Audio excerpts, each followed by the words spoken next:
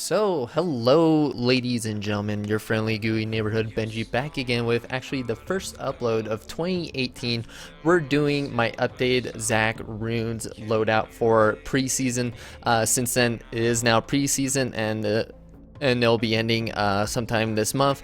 I took some time to play on an alternate account, experiment with different setups, loadouts for Zac, whether it be jungle, support, basically jungle and support. I'm also going to share a Zac top page with you guys just in case if you're wondering. But yeah, this goes for any new people that are wanting to learn Zac, or any people that have been out of the loop with Zac and don't know what to choose for him. Well, I'm your guy. Let's get started here. So this is going to be the optimal loadout for Zac jungle. You're going to want to go Aftershock because when you proc Aftershock after using maybe a Q, stretching strikes, or Eing onto someone, it's going to increase your resistance, and then you're going to basically explode. You're going to have this AoE explosion around you. So that's a no-brainer right there. You definitely want to take that. Especially in the early game, helps you against bursty champions when you have this procking and you have the extra armor and magic resist.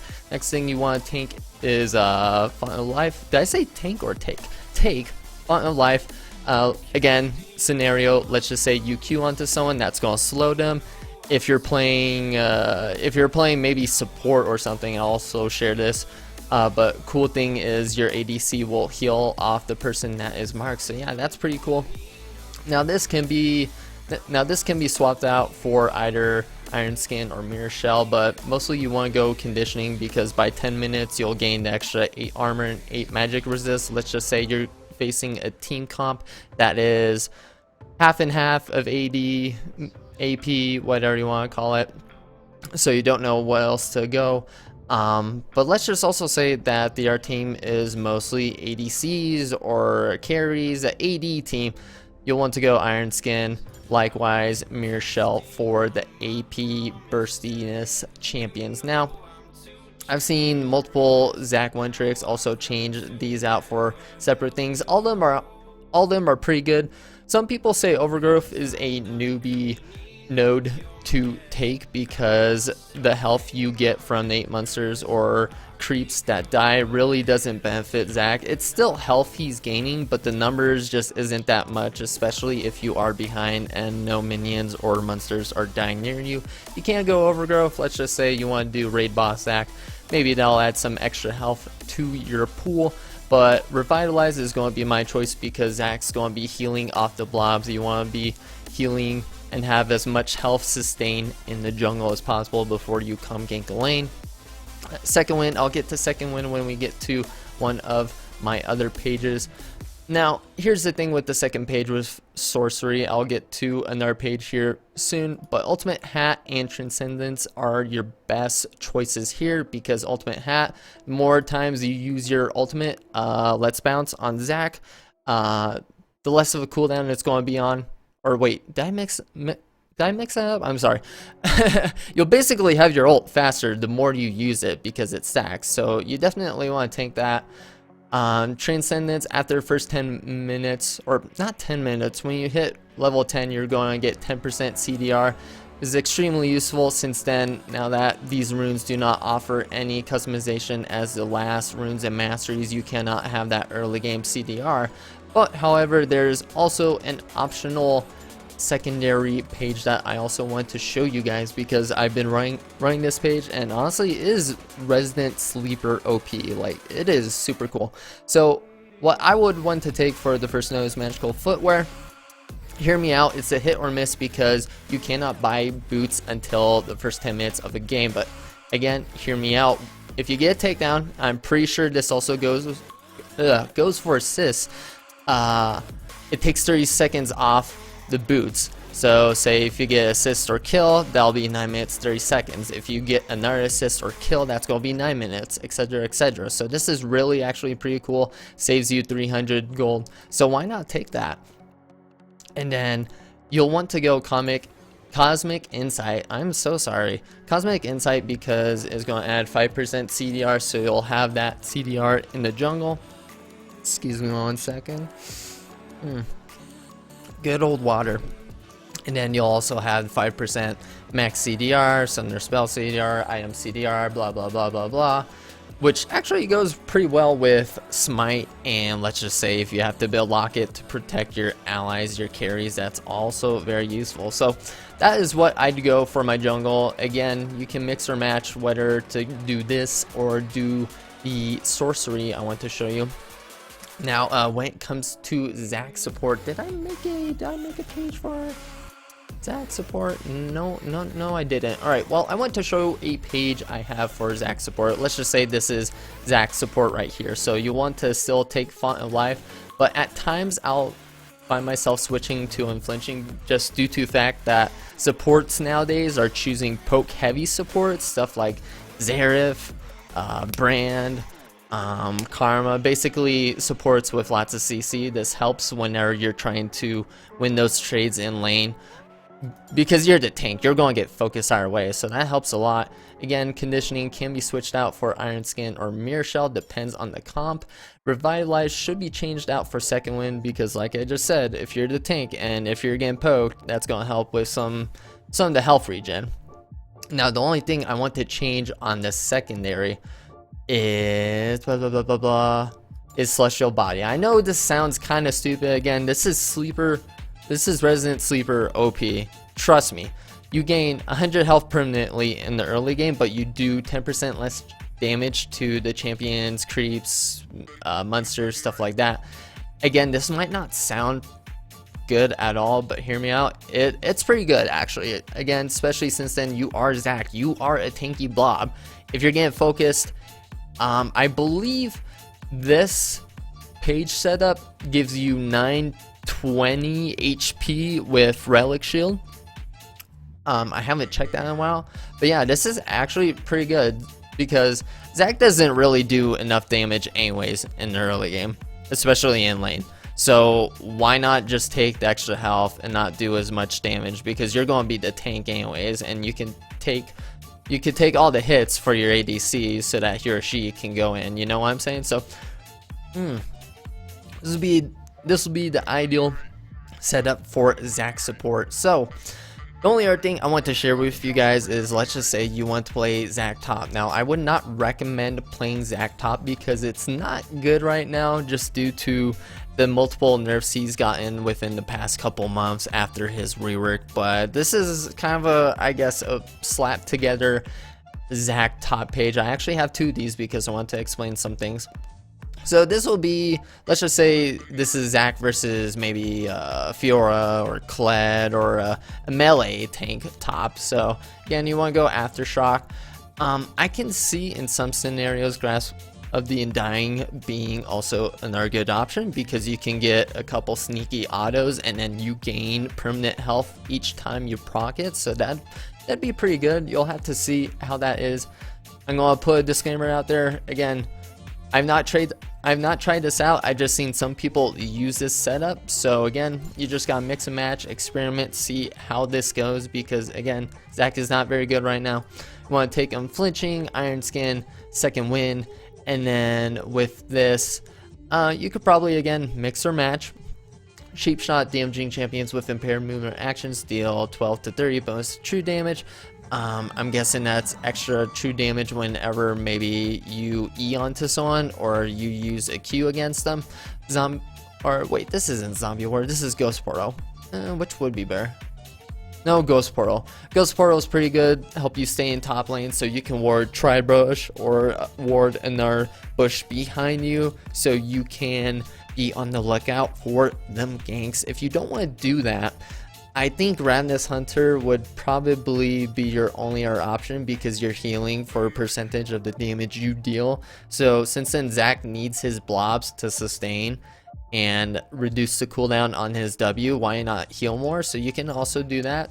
Again, that's a kind of a, I guess, an idea of what that would look like. Say if you're going up against a team of top lane, Swain, I don't know what else. Maybe Maokai. I can see this working against Maokai. But again, we want to go Aftershock, Unflinching, Mirror Shell, second win, and then you want to do the sorcery page. Again, you can mix and match this, because all these can work out just as good. Again, Transcendence and Ultimate Hat is pretty good, but again, if you're going against a bursty heavy AP champ for some odd reason, Nullifying Orb would protect you whenever you're going in for those trades or you're running for your life. You get this shield basically. It's like a what is that one I am ADC sometimes build? I'm sorry, I cannot think right now. I'll probably remember it here in a second. So take Nullifying Orb, take Scorch, or you can swap out for maybe Gathering Storm, give Zac some AP, you know what I'm saying, without having to build some AP. That could be viable. Hex Drinker, that's what it is. It's basically a built-in Hex Drinker on your rune page. So how smart is that? So there we have it. Those are my Zac runes for the preseason. Hopefully Zac does get some buffs here shortly, because he's kind of been on the iffy sides of things. He's a hit or miss for me. Don't get me wrong, I've been playing on alt account in low elo, and it's kind of hard to, I find myself finding it hard to win these games because low elo people don't know how to exactly go in with Zac when I take the opportunity, you know what I'm saying? But anyways, I want to show you guys a couple, I guess, jungle paths if you're a little bit confused on where to go, what to start. The only other thing I would say is if you need any examples or anything, you can definitely message me or watch some of my old Zac gameplays. I always highlight my gameplays from Twitch. Whether I win or lose, I always find it helpful for me, helpful for our people, just showing examples of how a decent game of Zac looks like. So let's just say you're starting, wait, is this blue side? Yeah, blue side. Let's just say you're starting blue side. Hold up again. My mouth is so dry, don't know why. Let's just say you're starting off blue side, so you're Zac, right? So if your bot lane wishes to help you leash, you want to start red.